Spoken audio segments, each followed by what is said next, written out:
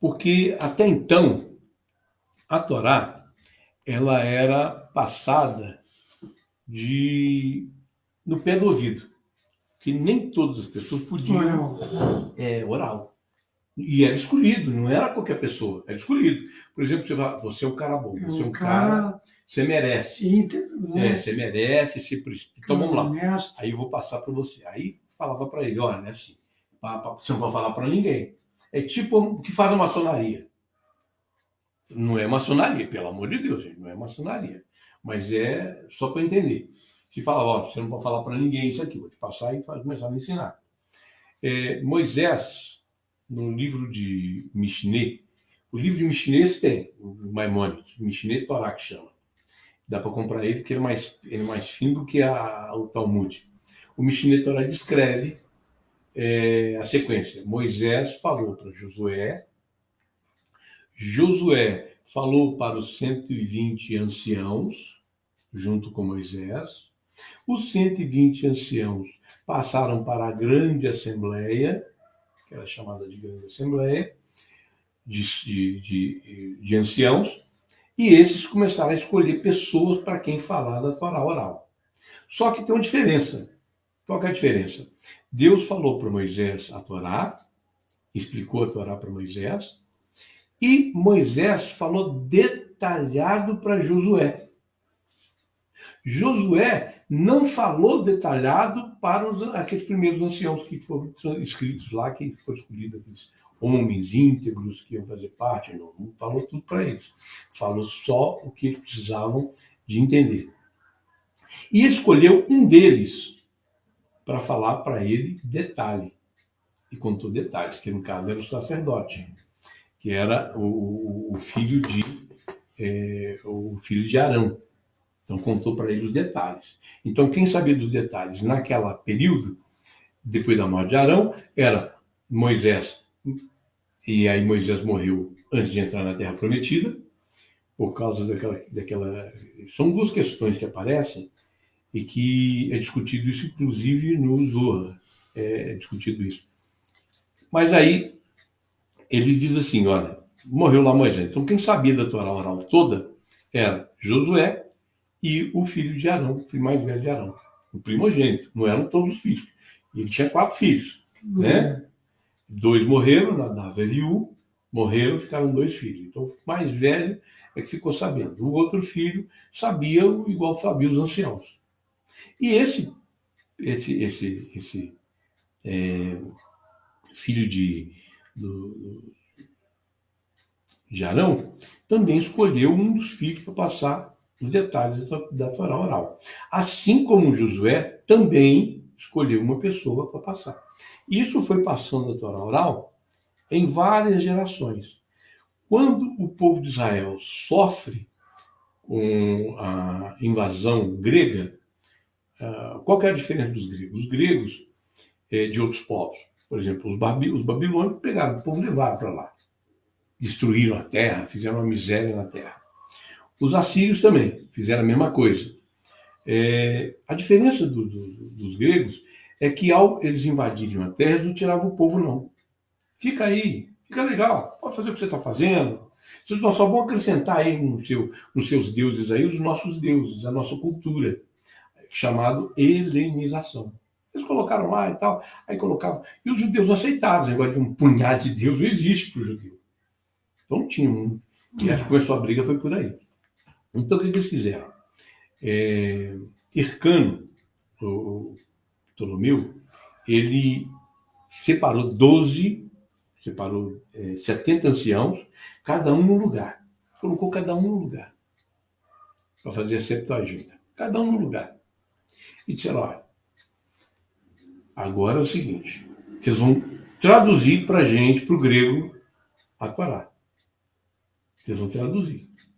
Se tiver traduzido propositadamente errado, não vão saber, porque ninguém está falando com o outro, aí não vão saber se malícia. Só que Deus foi tão... Deus é mais sábio do que qualquer homem, claro, eterno, bendito seja. Eles fizeram o mesmo tipo de modificação. A Septuaginta tem uma diferença da Torá. Por quê? Para manter uma determinada pureza. Então, no mesmo lugar, eles fizeram a mesma multiplicação. Então, eles acabaram ficando com uma Septuaginta com uma descrição diferente da Torá. É diferente. Onkelos, o convertido, que foi convertido, era sobrinho do general Tito, já na questão romana, ele fez uma tradução do Talmud completo, por isso ele é muito honrado, que ele se converteu e fez a tradução completa. E ele foi mais severo na tradução que qualquer juiz de Israel. A tradução dele é muito firme, muito severa. É uma tradução assim, fechada, travada. Ela é bem travada. Então isso fez com que ficasse diferente a tradução que eles tinham e a tradução.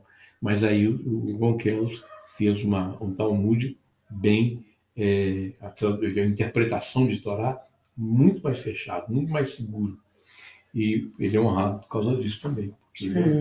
Então tem essa questão. E a questão do Mar de Junco ficou o pessoal que traduziu, assim como os livros. Você vê que os nomes dos livros, nós estávamos conversando agora há pouco, eles colocaram o nome de Gênese, que no grego, tudo baseado no grego. Gênese é também a criação. Gênese no grego quer dizer criação, a criação. E eles traduzem no pé da letra, no pshat. Porque quando eles falam da criação, isso que é uma briga muito grande com muitos cientistas com relação à religião. Eles dizem que Deus criou o mundo em 7 dias. Espera aí. A Torá nos diz que Deus criou o universo, o mundo, em 7 períodos, em 6 períodos. E eles têm uma linguagem metafórica. Eles não têm uma linguagem direta. Quando diz ali assim, no primeiro dia, Deus criou, inclusive tem uma discussão muito grande no Zohar. Eu estava até estudando hoje em dia, tem uma discussão muito grande só por causa de uma palavra, borei. Porque aqui na Torá, ela está dizendo Bereshit, Elohim, Borei, Bereshit, Bará, Elohim, Toru Vaboru. O que está dizendo ali? Está dizendo ali que quando Deus criou o que existe no mundo, a Hashamai, ele criou um mundo que tinha caos. Um mundo que tinha caos. Ele criou o caos. Mas aí tem uma série de questões que são discutidas no Zohar e que o cientista devia ver o Zohar e não a letra muda, a letra cega que está ali do Pshat. Que ele não criou em 7 dias. Quando ele diz ali que Deus, no princípio, só no princípio teve uma discussão de 14 páginas, aonde está falando de Tzimtzum, aonde Deus, para se fazer entendido, ele faz contrações da luz. Ele vai fazer contrações da luz, para esse entender luz, quando chama de luz, está falando de entendimento. Esse entendimento chegar até a gente de maneira compreensível. Então, quer dizer, é bem diferente. Não é, primeiro dia, tem luz e tem treva. Não. Tem a linguagem metafórica. Ali existe uma linguagem metafórica, e nessa linguagem metafórica é que é colocado um período, primeiro período, a criação de diferença entre o bem e o mal, entre o entendimento e a falta de entendimento. Então, são períodos, não são dia. E nós comemoramos dia para o nosso entendimento. É mais fácil você entender que foram em 6 dias Deus criou o mundo, do que dizer, não, Deus criou em 6 períodos. O primeiro período foi isso, o segundo período foi aquilo, o homem foi criado no último período, no 6º período, que aliás é comparado a milênio, quando nós dizemos que nós estamos vivendo agora o 6º milênio. Nós agora estamos vivendo a última parte dele. Entendeu? Então aí isso é só dentro, e sem traçar muito detalhe. Eu estou fazendo assim uma varredura bem rápida, né? Estou fazendo uma varredura assim bem rápida naquilo que estamos fazendo. Mas você, quando chegou para o movimento Benoa, como é que você descobriu o movimento Benoa? Que vem no YouTube. Ah, no celular. Você viu no YouTube? Aí veio o vídeo de Clove, Uhum. aí veio outro vídeo lá, do cara lá falando assim,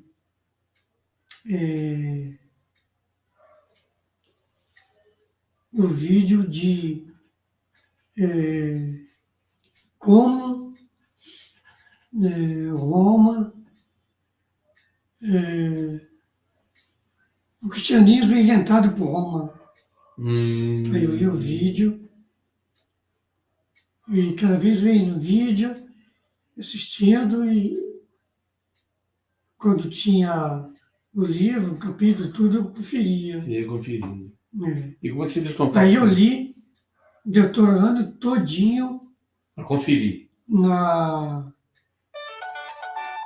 para conferir, no período de 2020, na pandemia. Então a pandemia foi boa. Foi. Foi boa nisso. Pandemia Foi boa nisso. foi 2020. Teve uma face ruim, mas teve uma face boa. É. Né? Nesse caso, você pode conferir o Deuteronômio. E como é que você fez contato com o Rav? Rav Yaakov. Aí, pelo vídeo, aí apareceu o vídeo dele. Uhum. O vídeo dele acerca do Novo Testamento. Uhum. E o telefone, aí eu peguei e liguei para ele. Aí ele me indicou o senhor. Aí foi que ele fez. Que você estava aqui, que podia me ajudar. Legal, legal. Foi aí que nós começamos a... Começamos a trabalhar, em princípio de dúvida, tirando dúvida, e foram bastante dúvidas. Nós fomos tirando, ainda tem mais coisa, né? Tem mais coisa tirando dúvida ainda. Mas isso é legal, sabe por quê? Porque à medida que a gente tem esses bate-papos, a gente vai conversando, e eu estou colocando o bate-papo no ar para as pessoas entenderem isso, justamente isso. Aqui em Juiz de Fora, vocês têm aqui um representante, que é o Átila. O Átila aqui, ele é o representante aqui em Juiz de Fora. Está aprendendo bastante, graças a Deus. Já sabe muita coisa interessante do movimento. E nós estamos aí acompanhando, dando o suporte necessário para o movimento se desenvolver mais, crescer mais. E não por proselitismo, não fazemos aquele proselitismo, vem para cá e tal, não tem isso, não existe isso. É isso não. Não tem isso. Mas nós fazemos entender o que é que as pessoas às vezes não sabem. Que tem muita coisa que as pessoas não sabem e muita coisa que as pessoas acreditam que pensam que sabem. Igual nós estamos aí terminando o primeiro período do curso da Roda das Almas, né? É interessante a gente dar uma olhada nisso depois também. Roda das Almas. O que nós falamos no Roda das Almas? Falamos da reencarnação. E até agora nós não chegamos na reencarnação. No primeiro período nós estamos falando, sobre a alma. Quais os tipos de alma, o que acontece com a alma, como é que é a alma. Nós não chegamos nos níveis das almas, nós não chegamos em reencarnação. Porque não é diferente do que fala em outra religião que fala de reencarnação. É diferente. E a pessoa só vai entender fazendo, né? Ela não vai entender de maneira. Aí vem os vídeos de rabino. Isso. Muitos vídeos de rabino. Eu fui falando e vai entender. E vai entender cada um pedaço. Vai entender. Isso aqui é o judaísmo, o entendimento. E o judaísmo para os judeus, no caso o movimento Benoa, é justamente para poder a gente entender que mundo é esse. Eu montei uma apostila, vou te mostrar a apostila. Para a pessoa que está chegando, vai ser mais interessante para você. Isso você falou. Você ficou te trazendo. Eu não imprimi ela. Porque ainda está eu parei. Ela é grande. Você está montando ainda. Ela é grande. Eu tenho que explicar detalhe por detalhe. Você chegou no movimento menor. Pronto, e aí? E agora? O que acontece? Entendeu? O que acontece? O que é isso? O que é aquilo? Por exemplo, a mulher, normalmente, eles chegam, as pessoas que vão numa reunião Benoa, ou serviço que nós fazemos de reza, então, eles chegam lá, todas as mulheres estão com a cabeça coberta. A maioria. Aí eles falam assim, e agora? Eu vou ter que cobrir a cabeça? Porque muitas mulheres não gostam de botar véu. Muita mulher não gosta. Então, se eu sou obrigado a botar véu, inclusive, eu me perguntei isso há algum tempo atrás. Eu sou obrigado a colocar véu? Eu falei, olha, minha amiga, você é obrigado a cumprir as 7 leis. Ponto. Só isso. Botar véu, não colocar véu, isso é outra coisa que não tem nada a ver. Você vai aprender, se você achar que é interessante, você vai fazer. Pronto. O véu é para quem é judeu. Isso aí é obrigação da mulher judia. Da mulher judia. Mas, se você entender que é o que é permitido, aí isso é interessante. E eu achei legal isso aqui. Permitido. Vou fazer. Pronto, aí faço. É obediência. Exatamente, eu vou fazer. Então, é igual que nem o Solidel. O Solidel tá aí. As obrigações do para quem é judeu e para quem não é judeu. Exatamente. Não é judeu. Exatamente. É igual a questão do Solidel. O Solidel tá aí. Ó. Mas o Solidel não é feito para ser mostrado assim, revelia. Tá? A gente não pode, não é assim que funciona o Solidel. O kippá, né? Kippá, o Solidel. Tem uma maneira certa de mostrar de por quê? Por que eu uso o kippá? Por que eu uso o Solidel? E ainda uso um chapéu em cima do Solidel. Em cima do kippá ainda tem o chapéu ainda. Tem um simbolismo, tem um significado. É obrigado? Não, não é obrigado. Não é obrigado. Nossa obrigação é com as 7 leis. Ontem eu estava falando. E outra coisa, eu vejo o homem usar barba e cabelo grande. No caso aqui, o peiote. É obrigado? Não. Não é obrigado. O peiote. Usa quem quer. É a cultura. Isso cultura tem... lá do antigo lá. Exatamente. Usa barba. Isso tudo tem um simbolismo, um significado simbólico. E você fala, bom, eu vou aderir. Não fala barba de Arão? Não, tem a ver, mas não é só isso. Tem um sentido cabalista nisso aí. E tem um sentido também identitário. Então, não precisa. Obrigado? Não obrigado. Faz. São coisas que são permitidas. Né? Permitido. São as coisas que são permitidas. Mas se vai fazer, tem que fazer de acordo com o que diz a Halahá, que é a lei que está...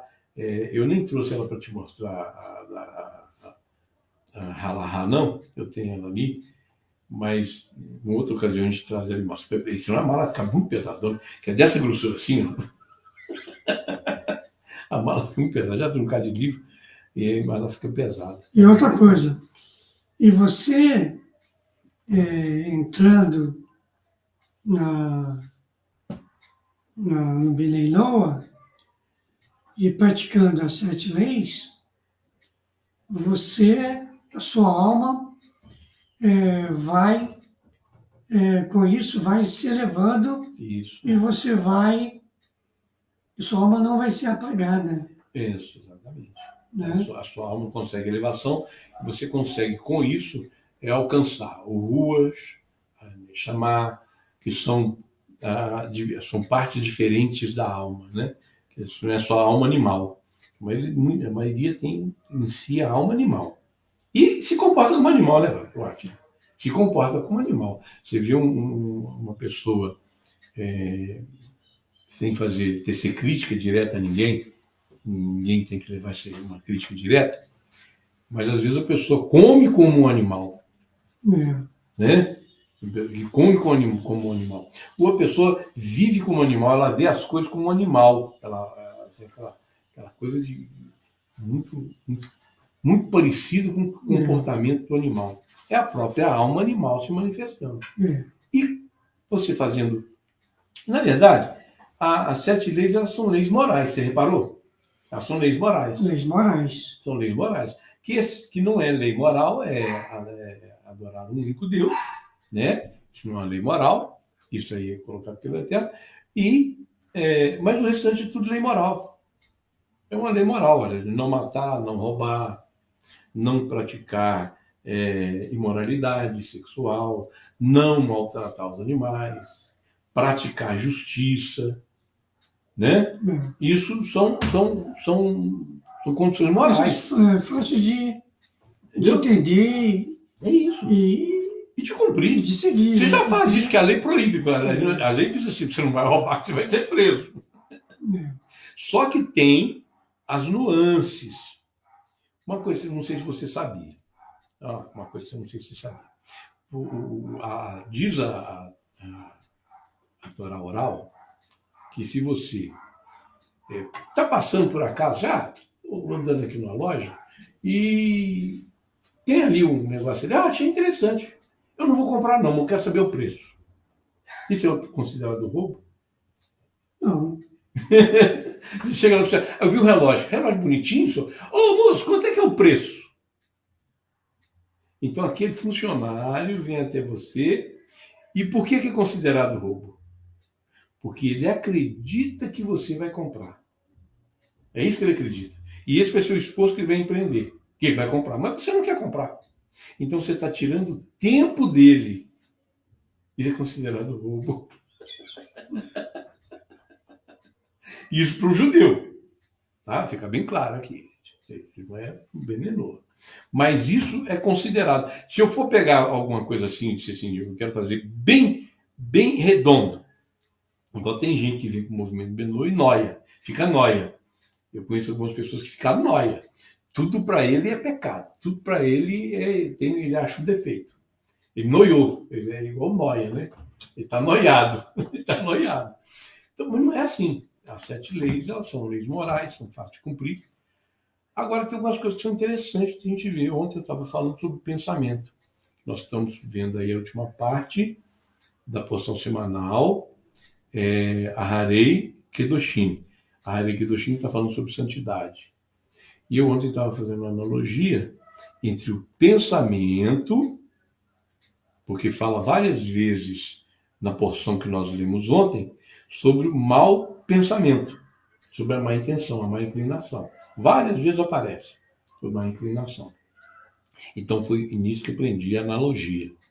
Porque se você pensar direitinho, qualquer erro, qualquer problema que vai acontecer, ele começa no pensamento. O camarada, ele vai olhar para uma mulher na rua com uma má inclinação, com uma má intenção. Primeiro nasceu na cabeça dele a ideia de que aquela mulher é uma mulher qualquer. É a primeira ideia que passa na cabeça dele. A segunda ideia que vai passar na cabeça dele é que é possível ele abordar ela. E daí em diante ele começa a admirar ela. Quer dizer, olha, começou tudo do pensamento. O cara que vai roubar, ele não simplesmente passa e rouba, ele pensa no roubo. Você vê que todo ladrão, ele é meticuloso. Ele estuda a pessoa a quem ele vai roubar. Você que trabalha com táxi, por exemplo, você vê muito na rodoviária as pessoas bobeando. É o chamado descuidista.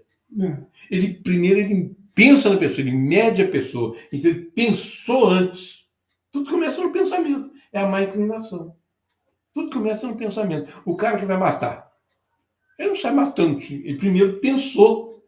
Mesmo aquele matador que mata várias pessoas, ele primeiro cultivou um pensamento homicida.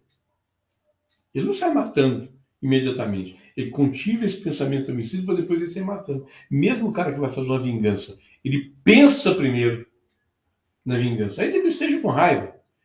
Porque o que alega para a justiça hoje em dia é isso. Não, eu estava com raiva, eu estava fora de mim. Mas ele pensou. Então, quer dizer, tudo começa no pensamento. Assim, tudo que acontece, se a gente medir, começa no pensamento. Tudo começa no pensamento. Então, essa paraxá, ela caixa bem, ela é muito boa, a porção dessa semana, para nós de novo. Porque ela traz ali as 7 leis, todas enquadradas no pensamento.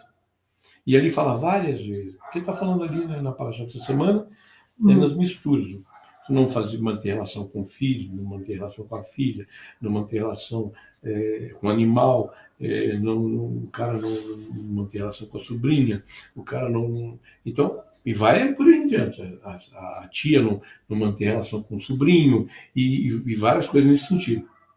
Mas ele sempre está dizendo assim, porque isso é mau pensamento. Aí, em outra parte, vai lá, isso é mau pensamento. Mau pensamento é a má inclinação. É a má inclinação que é o Yetzer Hará. E todos nós temos duas coisas: má inclinação e boa inclinação. Bom pensamento e mau pensamento. Todos nós temos. Quando você vai fazer caridade, você tem o bom pensamento primeiro. É. Entendeu? Olha como é que tudo. Porque essas são as vestimentas da alma: pensamento, fala e ação. Essas são as vestimentas da alma. Então tudo começa no pensamento. Tudo começa. Vocês lembram que nós estávamos falando outro dia da Binah, do segundo mundo? Aslut, Binah, Yetzirah e Aziah. Então tudo começa na Binah. É ali que é originado o pensamento. É o mundo do pensamento. É ali que começa tudo, o mundo da ideia. Tudo começa no pensamento. Depois é que parte para a formação, que é o mundo de Yetzirah. E aí vem o mundo da ação, que é o mal, que é o Aziah. Então tudo começa no pensamento. Boa ação ou má ação. E é isso que o movimento Benu, a facilidade é essa. E é fácil ser Benu aqui sozinho, praticamente sozinho, né? Você tem pouca gente aqui. A gente vai caminhando, né? Fala daqui, fala dali. As pessoas não. Coração duro, né? Acha que onde eles estão certo. Os judeus estão errados, né? A cultura do judeu está errada. Acho que a cultura deles onde eles estão certo. Então, eles acham a dificuldade de mudar de um dia para o outro. Nem precisa mudar de um dia para o outro, né? Você não mudou do dia para a noite. Não, eu estudei muito, pesquisei, né? Tá a tal da vontade, né? Pesquisei, mas a palavra de Deus, a Torá, fala a verdade, né? Fala a verdade. Então, o que está aqui, você tem que assimilar, não o que você aprendeu lá fora, né? E totalmente contrário do que está na Torá. Não pode. Você tem que seguir o que está na Torá. Que Deus falou para Moisés, aquilo ali, pronto. Né? E não só acreditar só, a pessoa acredita só para acreditar, tem que conferir, né? Nós não acreditamos, não é por causa do milagre, nós não acreditamos no milagre, nós acreditamos no fato. 3 milhões de pessoas ouviram a voz de Deus no deserto. 3 milhões. Eu não consigo contestar. 10, quanto mais 3 milhões. E Êxodo capítulo 19 fala isso. Exatamente. Deus, Moisés, trouxe o povo fora do arraial. Isso. E ali teve o quê? Trovões, relâmpago e uma voz que é todo o povo ouviu. Exatamente. Êxodo capítulo 19. Por isso que eles ficaram com receio e com medo, disseram: Moisés, vai lá e você fala com Deus lá, e nós vamos te ouvir aqui. E isso é terrível. Eu não consigo contestar 10, quanto mais 3 milhões. E lá quando o povo entrou na terra de Canaã, o Josué era o líder, e teve as conquistas das terras. Isso. E Deus estava na frente. E Deus estava e a arca estava na frente. Exatamente. E as coisas aconteciam. Né? Era o povo de Israel, um povo que não era preparado para a guerra, né? Era um povo que estava saindo como fosse do útero da mãe. Exatamente. Boa analogia. Né? Boa analogia. Enquanto que os outros povos tinham experiência em guerra. E não adiantou. Né? E mesmo assim não adiantou.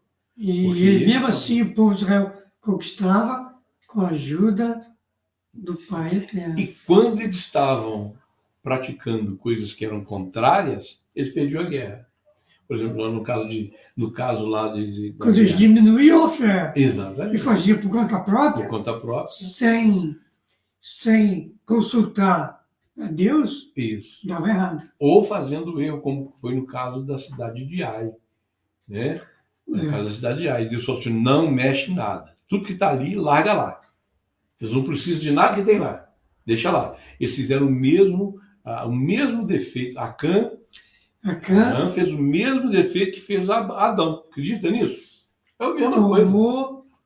Tomou as joias. Tomou e escondeu. E escondeu. E a diferença é que lá